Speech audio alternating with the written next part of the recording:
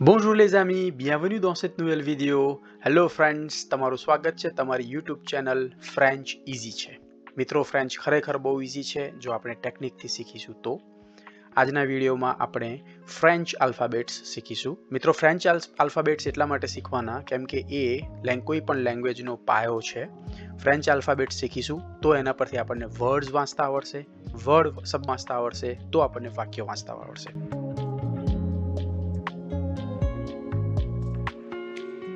આ છે તો આલ્ફાબેટનો ઉચ્ચાર છે આ, અને એને કોઈ લેટરમાં હોય, કોઈ શબ્દમાં હોય તો એને બોલાય આ.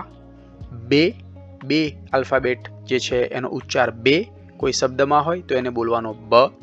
સે શબ્દમાં હોય તો એને બોલવાનો સ અથવા ક. હવે ક્યારે સ બોલવાનો અને ક્યારે ક બોલવાનો એના માટેનો એક બીજો વિડીયો, અલગ વિડીયો છે. તમે મારી ચેનલના પ્લેલિસ્ટમાં જઈ અને આ વિડીયો જોઈ શકો છો.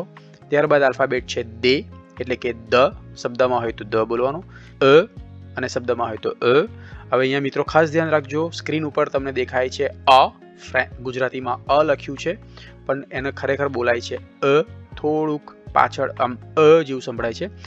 એવું લખી શકાય એવું નથી ગુજરાતીમાં, એટલા માટે આવી રીતે લખ્યું છે, પણ યાદ રાખજો એને બોલવાનો એફ શબ્દમાં હોય તો ફ.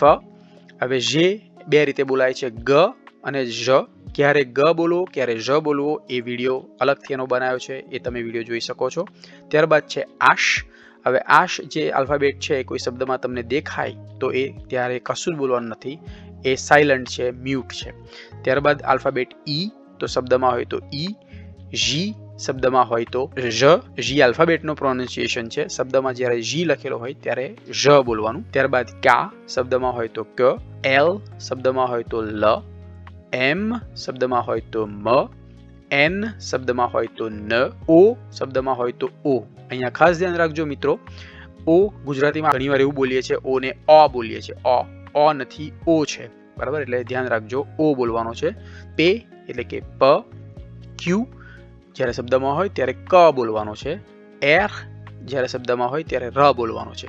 અહીંયા એરનું પ્રોનાઉન્સિએશન મેં થોડુંક ફ્રેન્ચ ના એક્સેન્ટ્સમાં કર્યું છે. એર છે પાછળ તમને થોડોક હ સંભળાય છે. એર. એસ શબ્દમાં હોય ત્યારે સ. તે શબ્દમાં હોય ત્યારે ત. યુ શબ્દમાં હોય ત્યારે યુ.